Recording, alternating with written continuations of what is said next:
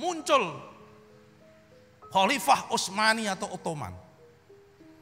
Kuasa adik kuasa 7 abad.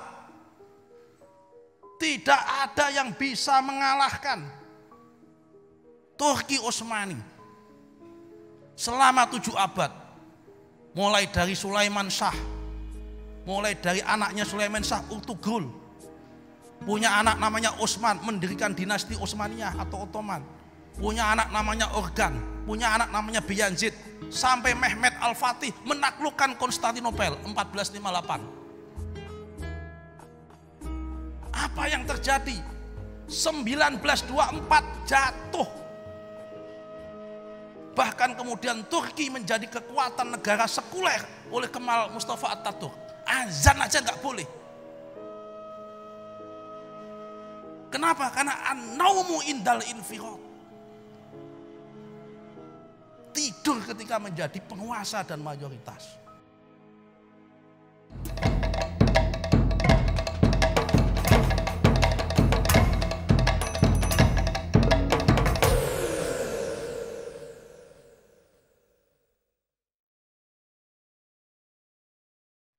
Assalamualaikum warahmatullahi wabarakatuh.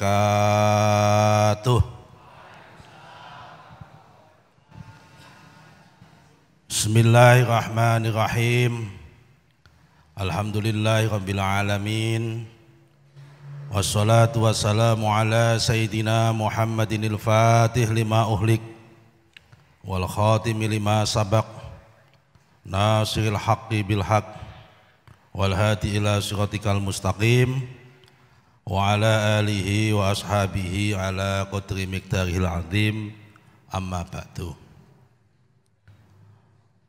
Para alim, para ulama, para masyayikh, wabil khusus guru-guru kita semua, baik guru saya yang ada di Madrasah Qudsiyah, guru saya yang ada di Pondok Pesantren TBS, maupun guru-guru yang lain yang tidak bisa kita sebut satu persatu, wabil khusus Ketua Yayasan Menara dan Makam Sunan Kudus Mbah Kiai Haji Najib Hasan, dan semua pengurus yang dihormati, dan para hadirin sekalian yang insya Allah diangkat derajatnya oleh Allah Subhanahu wa Ta'ala. Insya Allah diampuni semua dosa-dosanya. Kenapa diampuni semua? Karena sudah berpuasa. Puasanya dengan menggunakan 2 model transaksi, yaitu transaksi imanan wahtisaban. Puasanya menggunakan iman, wahtisaban menggunakan hitung-hitungan. Jadi puasa niku ikhtisaban. Ikhtisaban itu dari kata hasiba. Hasiba itu maknanya transaksi. Jadi puasa itu ya transaksi, tetapi transaksinya hanya kepada Allah Subhanahu wa Ta'ala. Saya ini sebetulnya datang ke sini niat saya silaturahmi, kangen-kangenan, karena memang setiap tahun sekali saya sempatkan untuk selalu hadir di majelis ini. Tapi karena didhawuhi Pak Najib mumpung ning kene menyampaikan sesuatu sepatah 2 patah kata sebagai wakil ketua umum PBNU untuk menyampaikan sepatah 2 patah kata kepada sampean semua yang mayoritas dan insya Allah yang hadir ini warga NU semua. Betul apa betul? Ya wis, ora ono Muhammadiyah ora apa-apa. Upama ono siji loro ya ora apa-apa. Karena alhamdulillah saya dapat titipan di hasil muktamar NU kemarin di Lampung, dikasih amanah untuk mendampingi Gus Yahya Stakuf menjadi salah satu wakil ketua umumnya. Kalau untuk kepentingan Nahdlatul Ulama, karena kita sebagai kader Nahdlatul Ulama tidak boleh untuk menolak jadi apapun. Jadi pengurus ranting aja harus siap, apalagi menjadi pengurus besar Nahdlatul Ulama. Jadi anggota aja siap, apalagi menjadi pengurus. Pokoknya nggak boleh menolak, harus siap kalau dipanggil untuk kepentingan Jam'iyah Nahdlatul ulama. Karena memang apa? Karena memang sudah saatnya. Kalau dalam bahasa ayatnya itu dah, kalau kata Imam Ibnu Khaldun itu watilkal ayyamu nuda wiluha bainan nas. Memang roda itu sudah berganti. Tidak terasa umur saya udah hampir sudah 48 tahun, 2 tahun lagi sudah 50 tahun. Apa jadi ketua Ibnu lagi kalau 48 tahun ora mungkin. Jadi ketua Ansor wis ora oleh. Wong jadi ketua Ansor ya umurnya batasi 40 tahun. Jadi memang mau tidak mau watilkal ayyamu nudawiluha bainan nas, memang harus silih berganti, harus siap. Pada saatnya kita harus siap dan nanti akan diganti kepada generasi lagi yang di bawah kita. Jadi memang sudah saatnya. Jadi nak cara ilmune almarhum cara ilmune Pak Halim ketika ngajari dulu di Alfiyah wa mayalil mudhafa ya'ti khulafa anhu fil i'rabi idza ma hudhifa.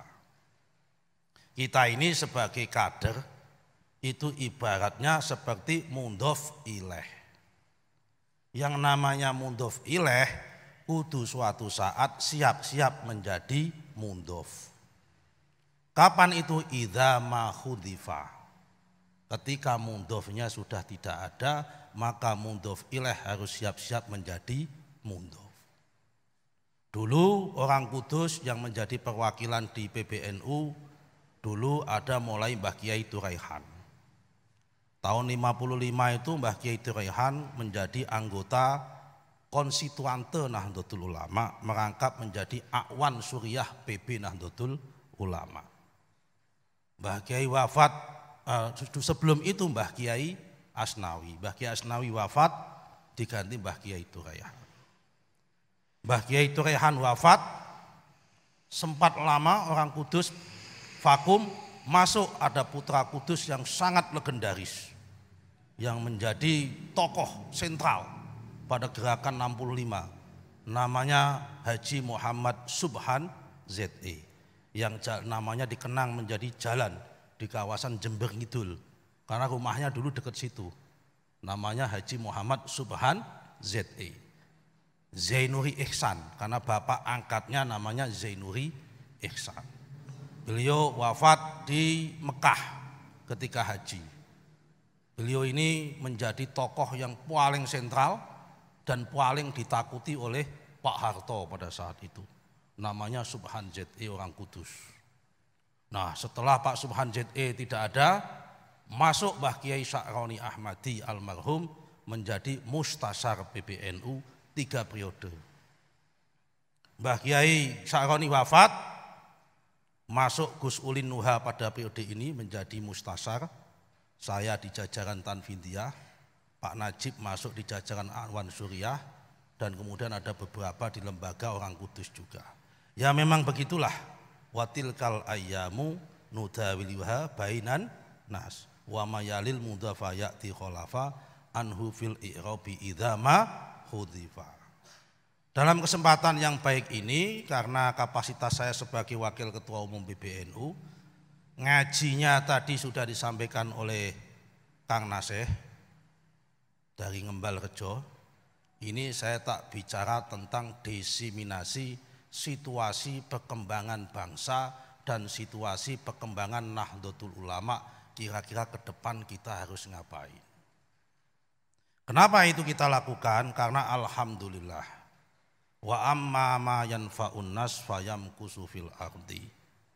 Pada tahun depan, pada tahun ini 1443 Hijriah, sekitar 10 bulan lagi Jam'iyah Nahdlatul Ulama usianya genep 100 tahun.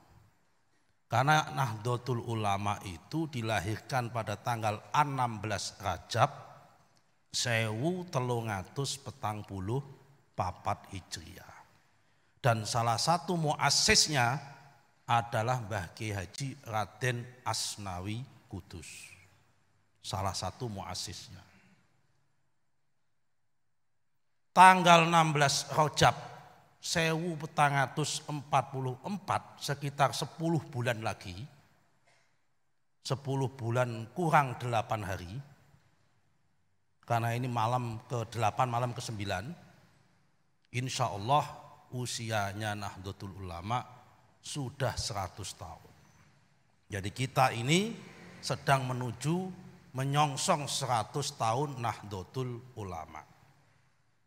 Nah, dalam menyongsong 100 tahun Nahdlatul Ulama ini, kita sebagai warga NU perlu muhasabah, perlu merefleksikan apa yang istimewa dari Nahdlatul Ulama dan apa yang tidak istimewa dari Nahdlatul Ulama. Dan apa kita sebagai generasi penerusnya yang diwarisi Nahdlatul Ulama ini oleh para muasisnya ini ke depan supaya berhasil bertahan di muka bumi.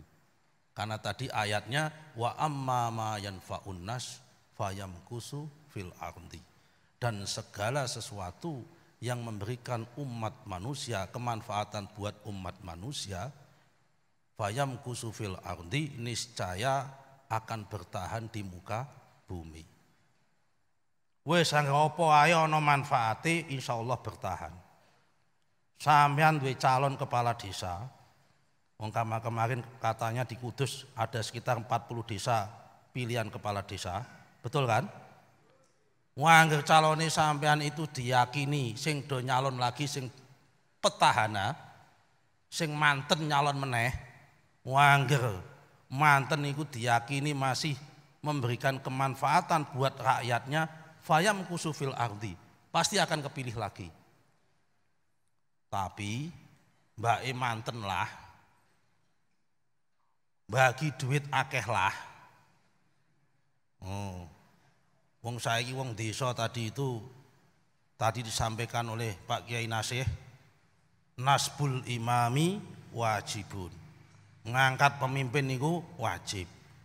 Ning jengene wong desa biasane ya nasbul imami wajib ya kedah wonten wajibe ya Pak ngono biasane. Ya kok guyu, sing guyu pasti tau nglakoni iku. Lah kan salat mayit sing fardhu kifayah wae ana wajibe kok. Masa iki sing nasbul imam ora ana wajibe ngono ya. Ini. Tapi bae ngasih wajib sing luwih akeh lah.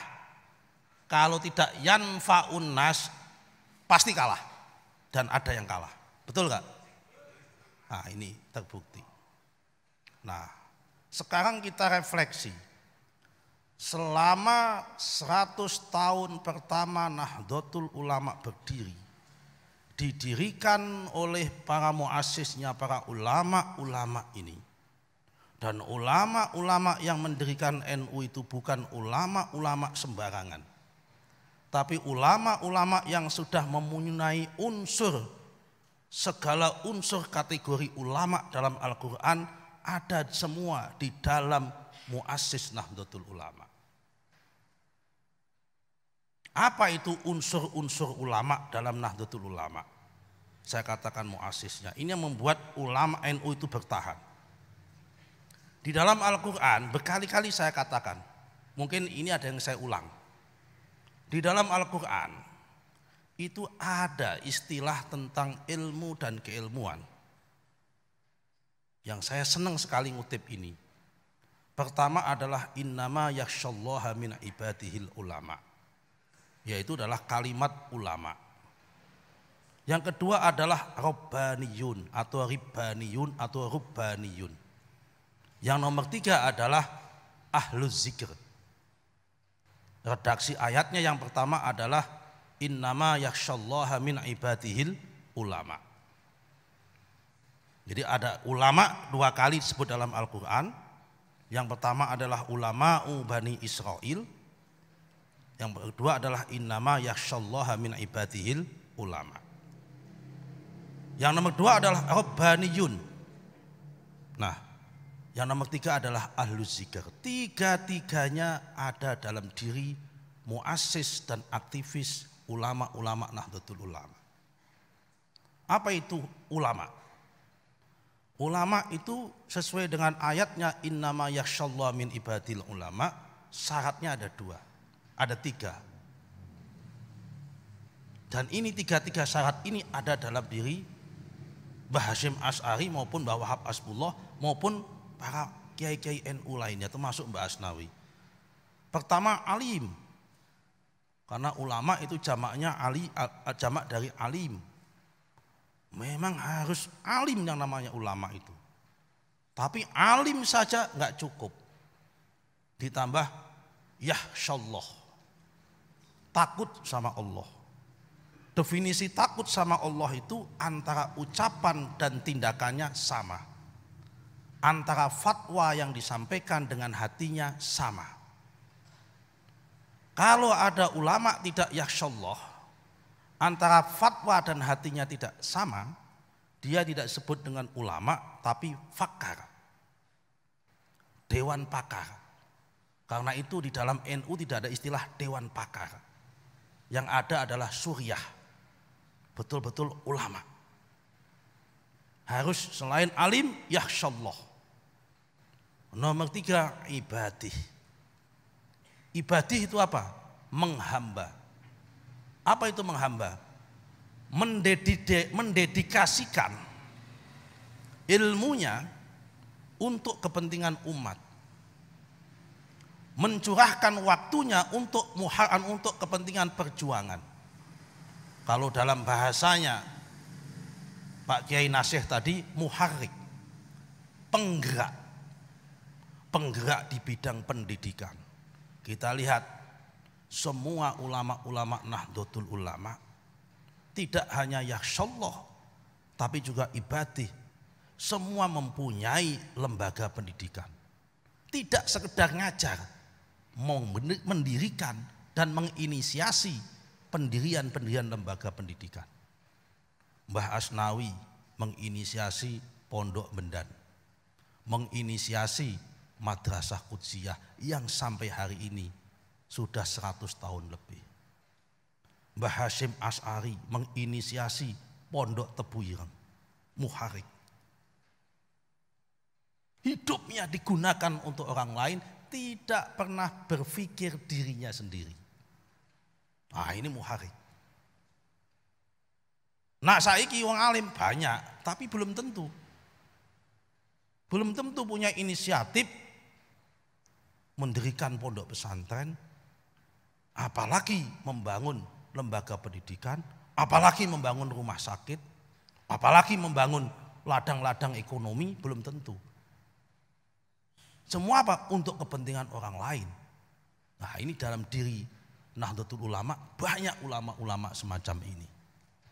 Ini yang membuat kemudian NU selama 100 tahun pertama mampu bertahan menjadi single majority atau kekuatan dominan di Indonesia. Sekali lagi, sawadul a'dham alias kekuatan dominan, kekuatan yang mayoritas di Indonesia menghadapi kaum-kaum Wahabi dan kaum-kaum modernis yang lain. Bertahan menjadi sawadul a'dham. Kenapa saya katakan bertahan? Karena sesungguhnya ajaran-ajaran Nahdlatul Ulama sebelum Nahdlatul Ulama itu hadir sudah ada dan dikembangkan oleh para wali-wali, wali songo termasuk Sunan Kudus dan sebagainya itu. Jadi sesungguhnya Nahdlatul Ulama itu hanyalah mewarisi dan melanjutkan perjuangan para wali songo. Jadi kalau kemudian Mbak Asnawi ikut mendirikan NU, sesungguhnya Mbak Asnawi bukan siapa-siapa. Saya yakin Mbak Asnawi diutus oleh Sunan Kudus. Kalau kemudian berdirinya NU kenapa di Surabaya, kenapa enggak di Cimahi atau di Bandung? Saya yakin tuan rumahnya adalah Sunan Ampel yang menginisiasi pertemuan itu. Enggak mungkin kalau enggak kiai-kiai bisa kumpul kalau enggak direstui sama Sunan Ampel, diundang sama beliau. Sesungguhnya. Nah, yang kedua adalah Rabbaniyun. Apa itu Rabbaniyun? Ulama-ulama ahli ilmu yang hobinya itu menulis kitab dan mengajar kitab.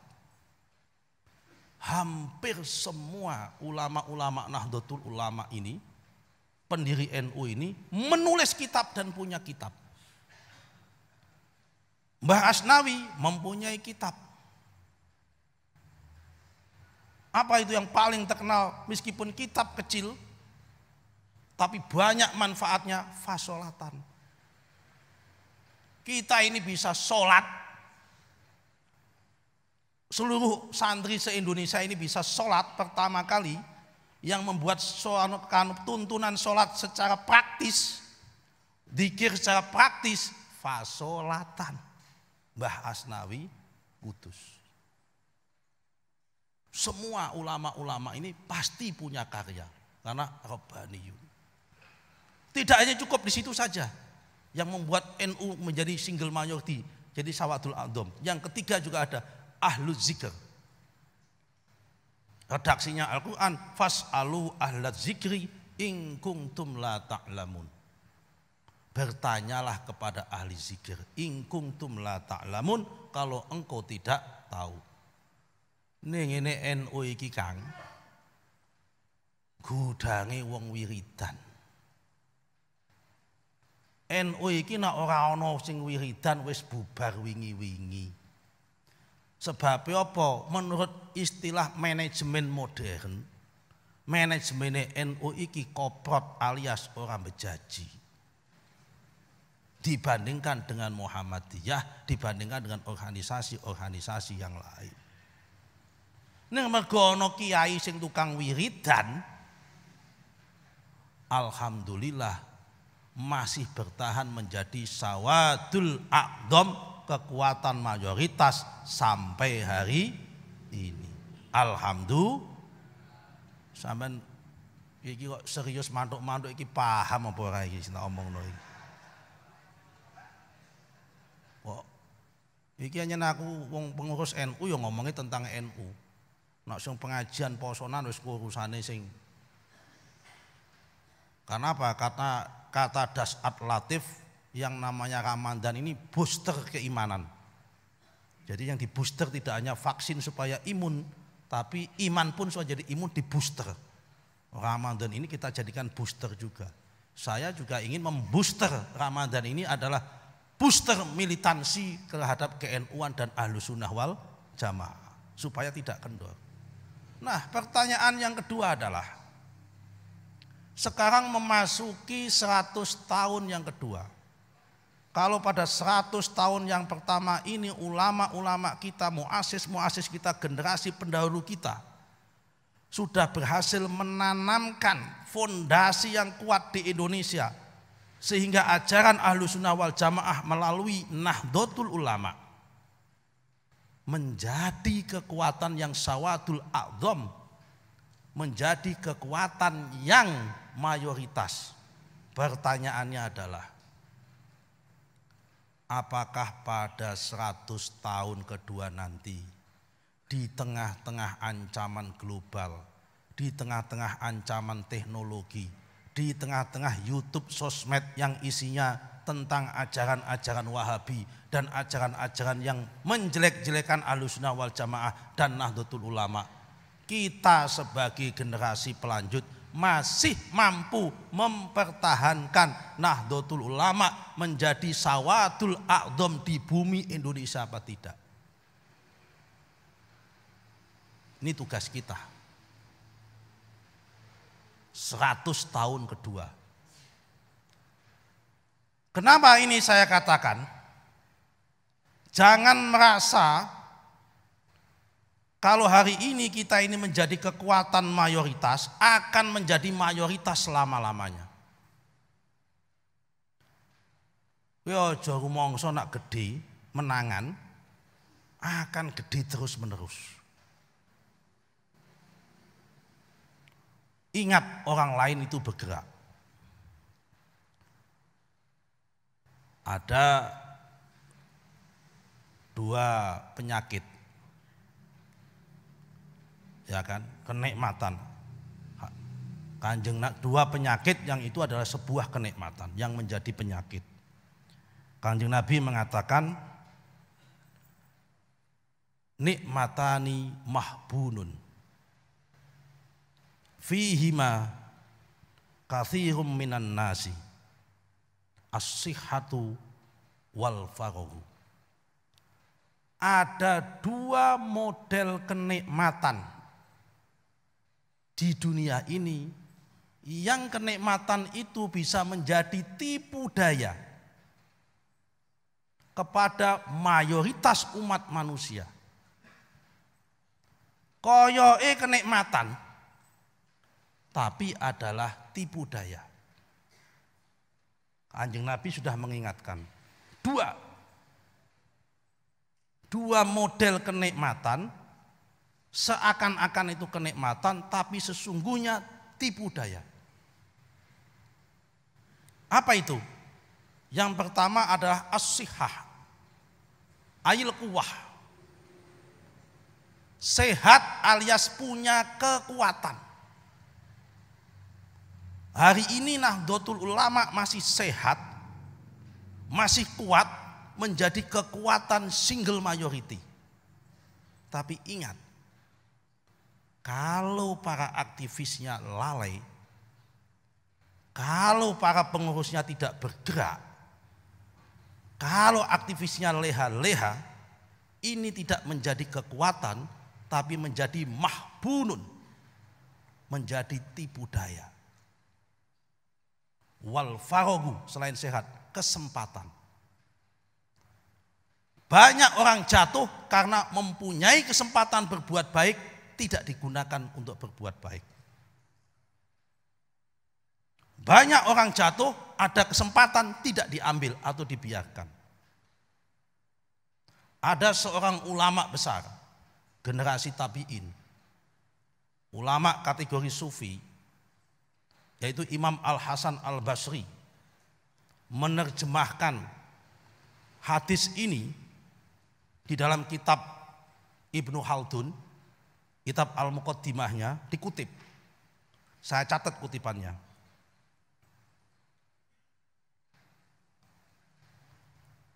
Amroni la yuhaddad lahuma waktun biwiktotin illa idastawalaya wa gholaba. Ada dua perkara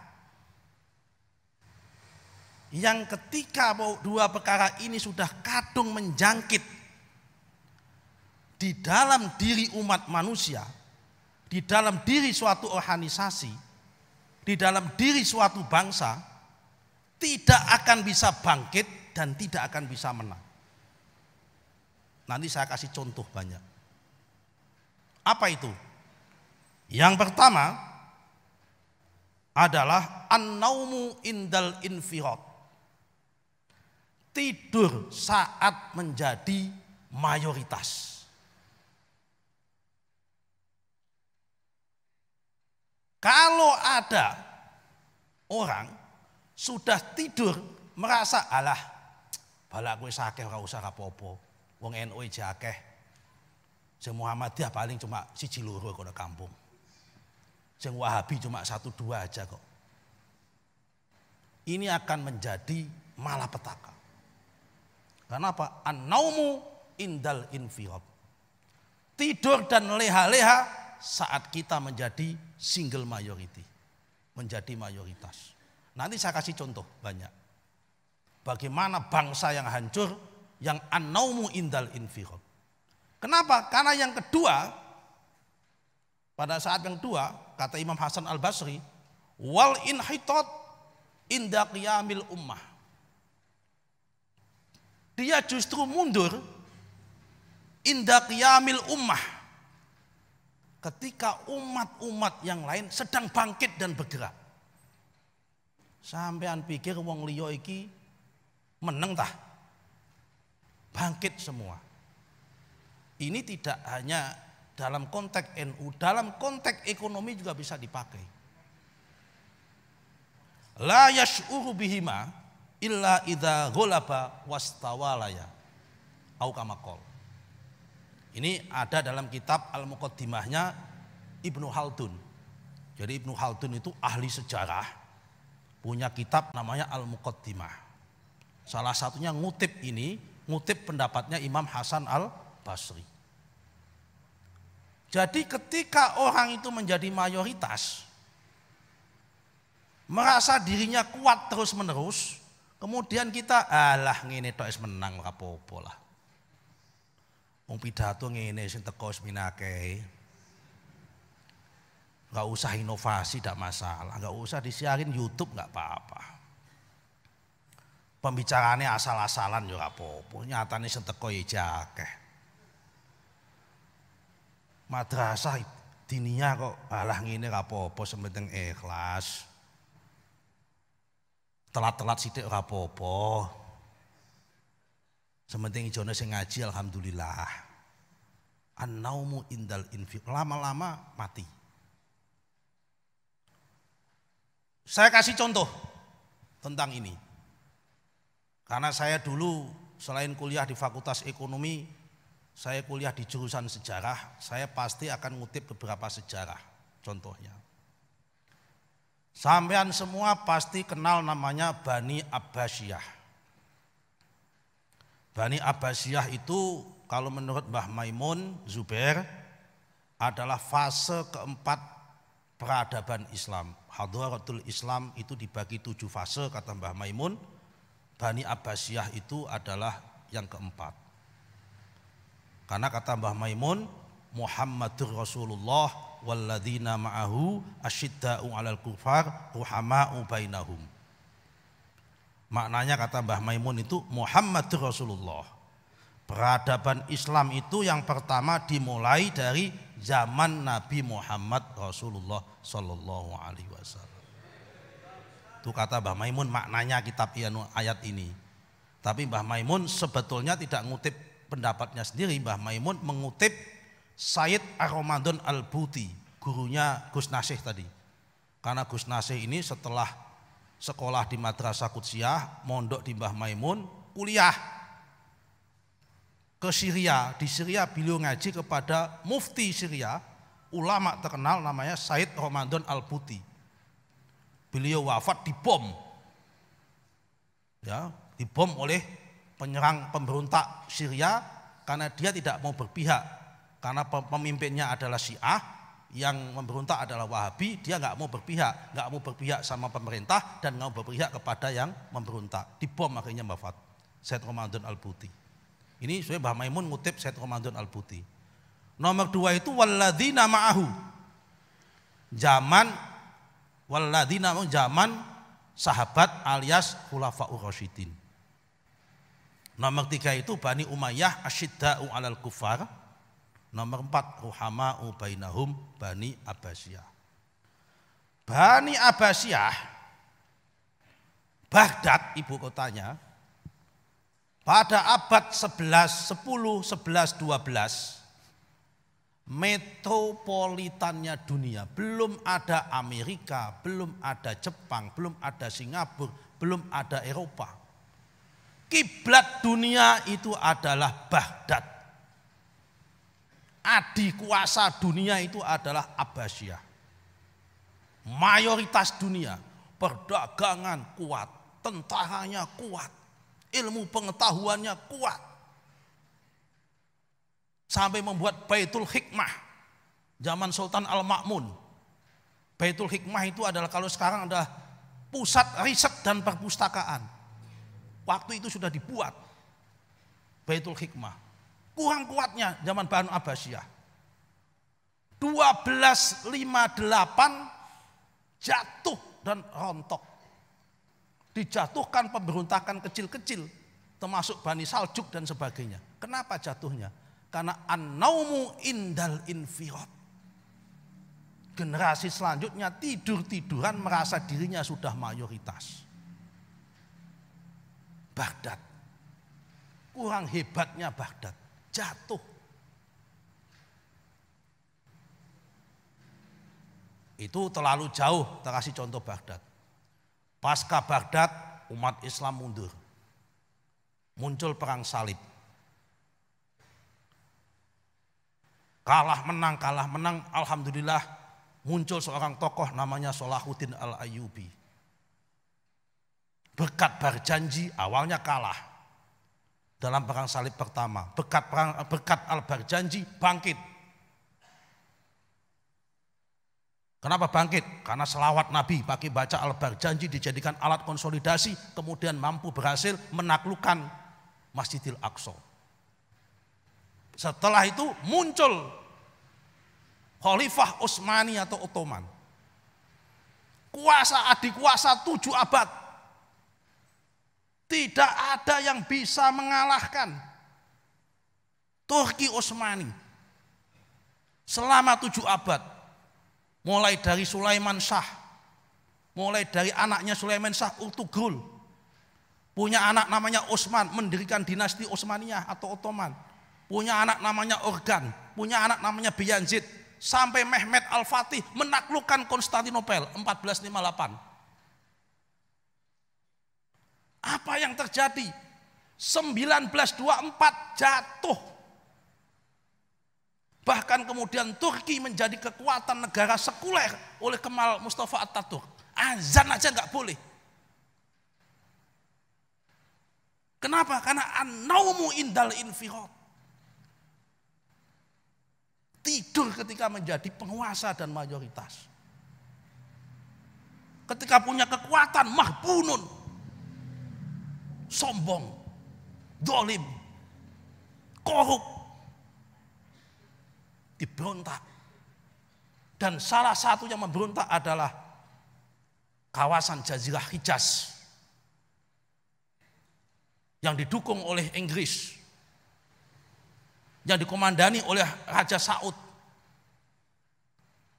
yang disupport oleh Muhammad bin Abdul Wahab Wahabi. Kemudian lahirlah Arab Saudi. Kemudian pecah negara-negara itu. Bayangkan Turki Utsmani yang menguasai daratan Eropa, Asia, Timur Tengah dikuasai. Sekarang yang dulu satu negara Islam, sekarang pecah menjadi 72 negara. Di Eropa maupun ini. Disegani.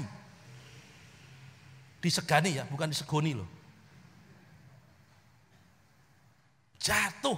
Kenapa? An-naumu indal infirad wal inhitat inda qiyamatil ummah. Itu tadi dalam cerita dunia Islam yang ada di Timur Tengah dan Turki. Bagaimana kekuatan yang dulu dominan bisa jatuh. Saya kasih contoh yang kedua. Kawasan timur, Cina.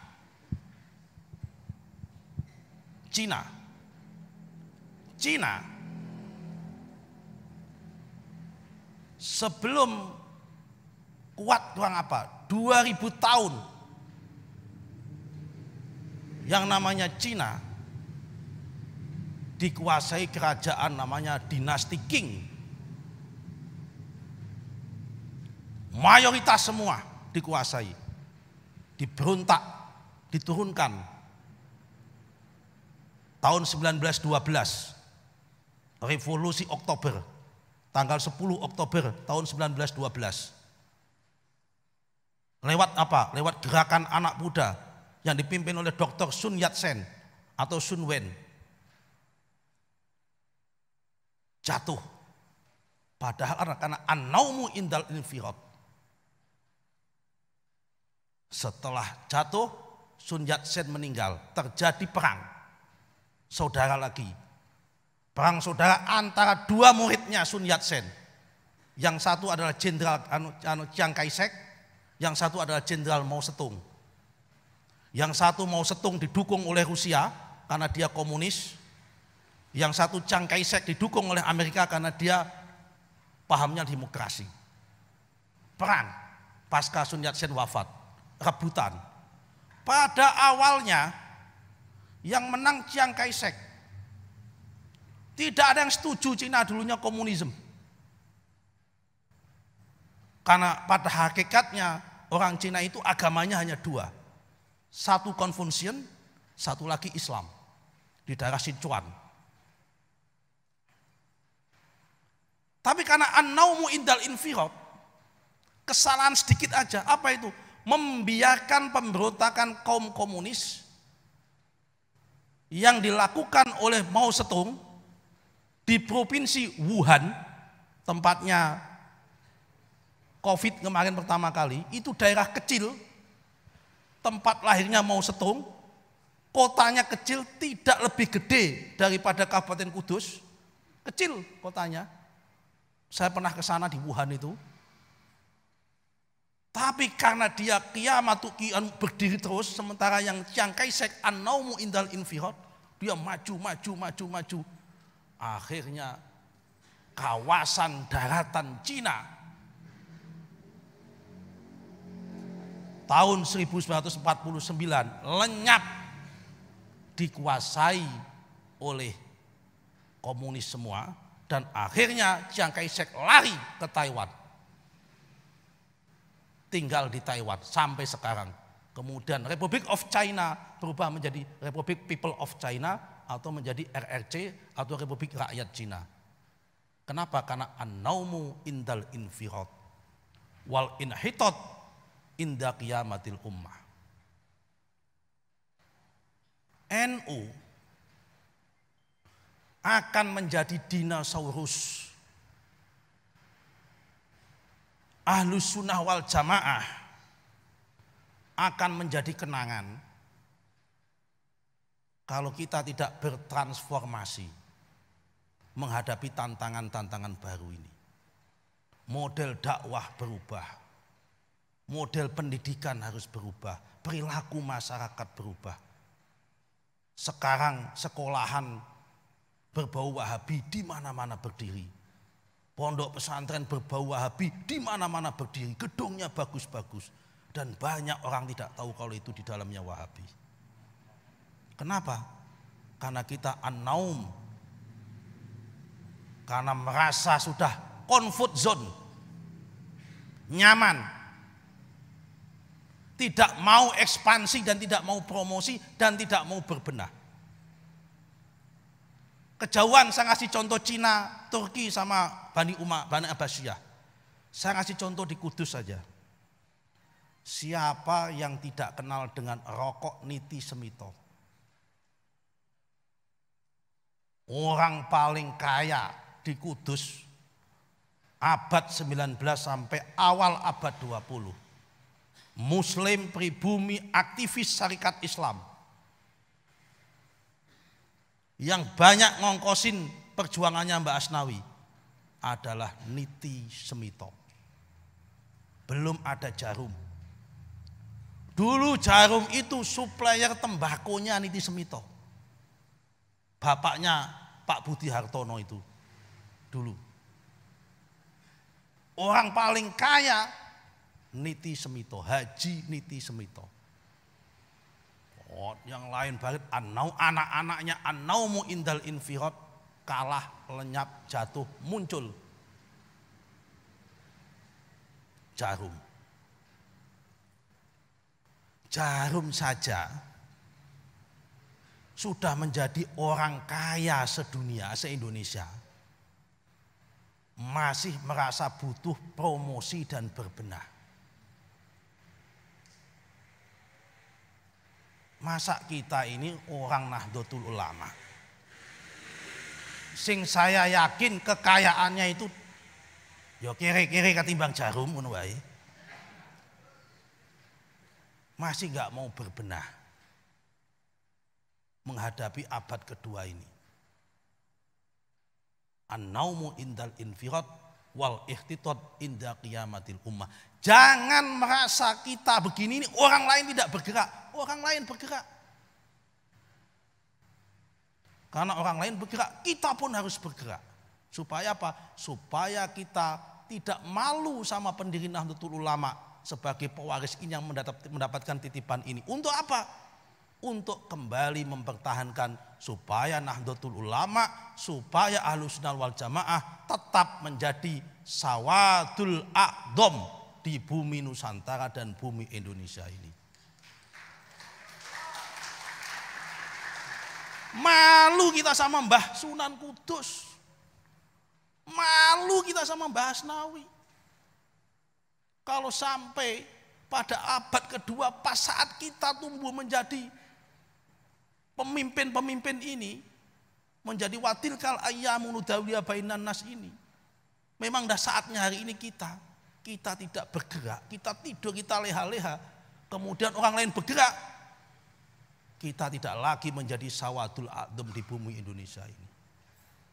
Tapi saya yakin karena NU dan Indonesia ini dijaga oleh para ulama, saya yakin tetap Indonesia Ahlussunnah wal Jamaah dan NU akan menjadi sawadul a'dham di bumi Indonesia ini.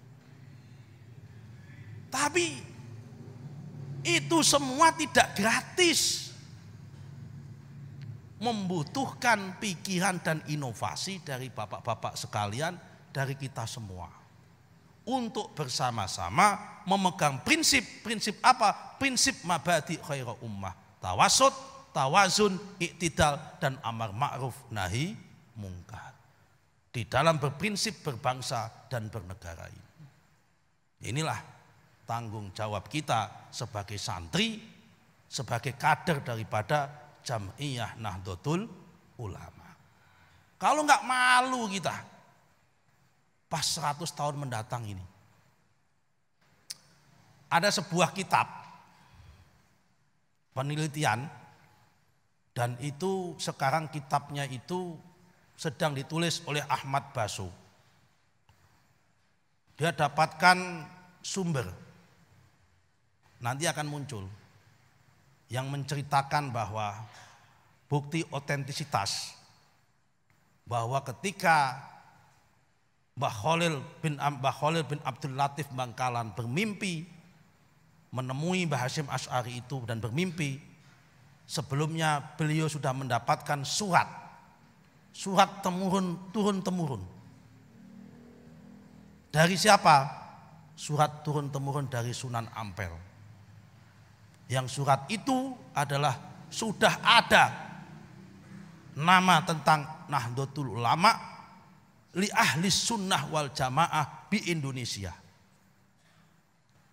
Dokumen itu ditemukan oleh seorang peneliti kita, disimpan di Leiden.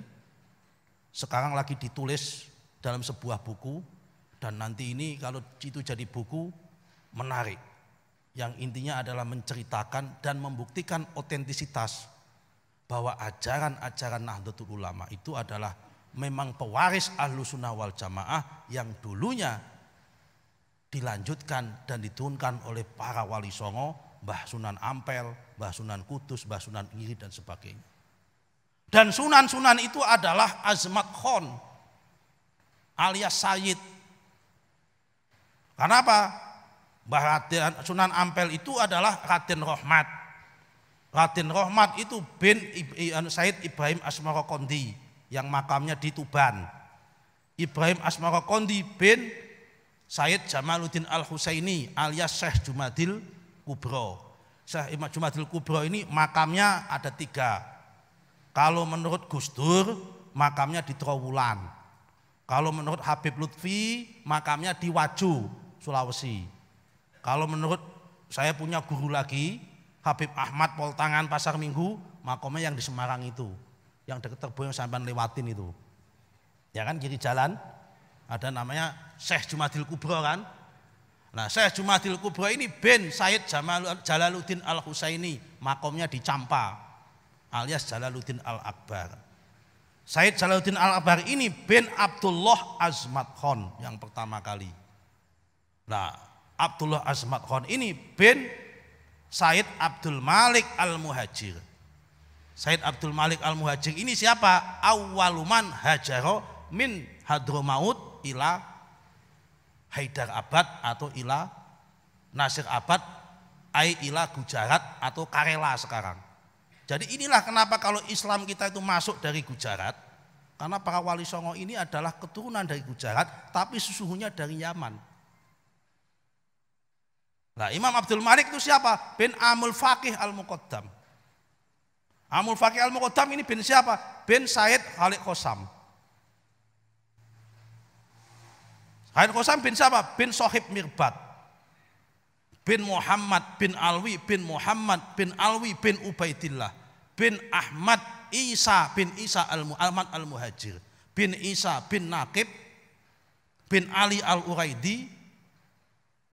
Bin Muhammad Al-Ja'far, bin Ja'far As-Shadiq, gurunya Imam Hanafi, bin Muhammad Al-Baqir, bin Ali Zainal Abidin bin Husain, Husain bin Ali, Ali menikah sama Sayyidina Fatimah Zahra Al-Batul binti Muhammad Rasulullah sallallahu alaihi wasallam. Jadi nak sampeyan iki melu NU, melu kiai, ajarane kok ngene Sunan Kudus, kok ngene Sunan Ampel, iki Sayyid. Yo melu ajarane Habaib wong iki Azmat Khon. Karena itu Kang, jangan mau dibentur-benturkan seakan-akan NU iki wong Jawa. Sing Sa'adah Ba'alwi itu adalah Thariqah Alawiyah bukan NU. Ojo mau Kang dibenturin seperti itu. NU ini juga ajarannya dari Sa'adah Ba'alwi juga, dari Habaib juga. Dari mana? Dari Sunan Ampel tadi itu. Sanad-sanadnya juga sama. Dari Azmat Khon. Jangan kemudian dibentukkan kalau NU ini adalah ahwal, yang ini habaib, jangan mau seperti itu. Jangan punya persepsi seperti itu. NU yo ajarannya habaib, habaib yo ajarannya Nahdlatul Ulama. Wes iku mawon yang bisa saya sampaikan. Nggak terasa udah hampir 40 menit saking semangati cerita tentang Chiang Kai-shek poso-poso, kok cerita tentang Chiang Kai-shek ini barang sama Mao Zedong ini tadi itu. Tapi ini masalahnya sejarah. Prinsipnya hanya satu, an-naumu indal infirad wal inhitat inda qiyamatil ummah. Jangan sampai kita berleha-leha tidur-tiduran nyenyak ketika merasa mayoritas. Alah, wis akeh sono Pak Najib itu. Jakarta sono Kang Nuson rapopo lah gitu. Jangan punya pikiran seperti itu. Gunakan prinsipnya Mao Zedong. Meskipun Mao Zedong itu komunis, ada prinsip yang baik. Apa itu prinsip Mao Zedong sing apik?